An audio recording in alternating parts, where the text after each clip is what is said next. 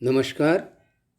आज मैं आंध्र प्रदेश के एक महान कवि अशोक चक्रवर्ती थलोना की कविताएं आपके सामने पेश करने जा रहा हूं।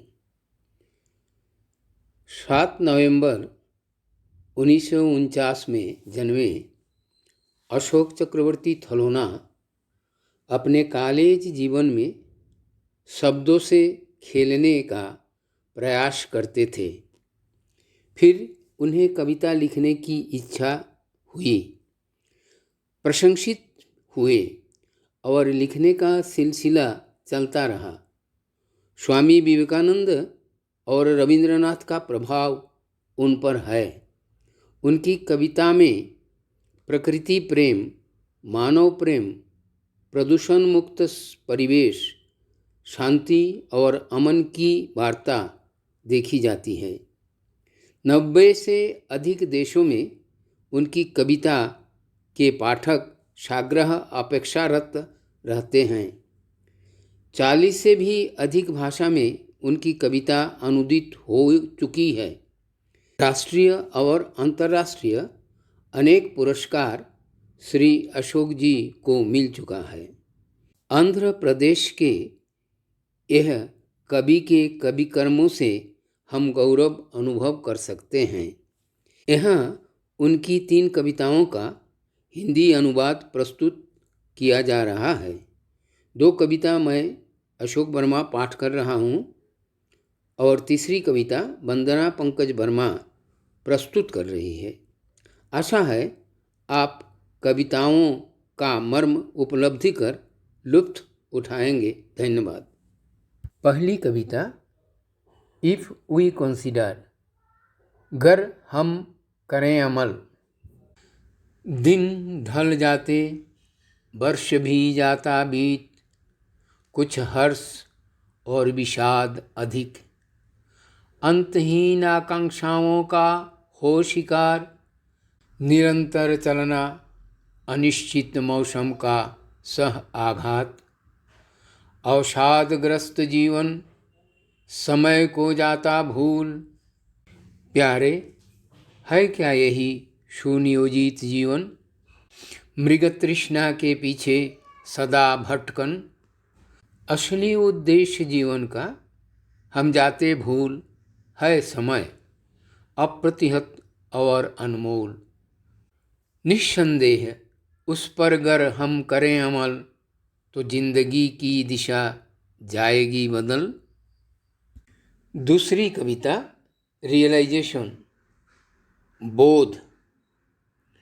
मकड़ जाल के भ्रम मोह में फंस हम घूमते रहते हैं। जीवन की ऊंचाई चढ़ते चढ़ते उलझते दुखों के भंवर में। ठोकरे खा गिरते हैं नीचे, दूसरों के टांग पकड़ है खींचते। लक्ष्य तक पहुँच होता है अनुभव, सचमुच हम हैं कितना स्वार्थपर। नैतिकता ही है असली सीढ़ी, जो खोलती ज्ञान की खिड़की। अनुभवी समझ सतर्क कदम बढ़ाते, जीवन की असली मजा आनंद लहर में झूमते। नमस्कार, मैं वंदना वर्मा श्री अशोक चक्रवर्ती थलोना जी की कविता प्रकृति की कृपा से पाठ करने जा रही हूँ। डामाडोल और परेशानी से मानवता आतंकित हो क्यों छिपी है? प्रकृति की कृपा को समझो, जो हमारे दुख को आनंद में बदलती है। बहुजन हिताय चलो प्रेरणा के बिना भेदभाव के दीप जलाएं। बातों से नहीं, आचरण से अपनापन का पावन कर्म कर दिखाएं।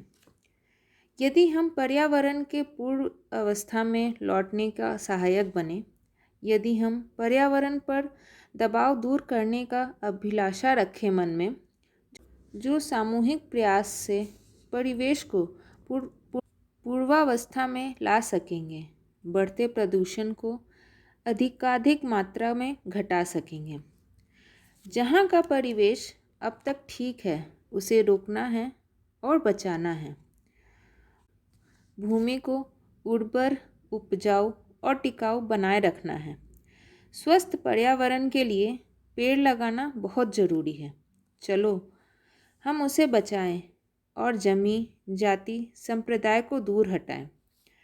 यदि हम रोक सके, क्षय, क्षति से बचा सके, परिवेश को लौटा सके, लाखों हेक्टेयर स्थल और जलपूर्ण जमी को, दुनिया भर में यह संरक्षण आंदोलन मिसाल बन जाएगा, जो अंत में संयुक्त राष्ट्र मिशन को बल और बढ़ावा देगा।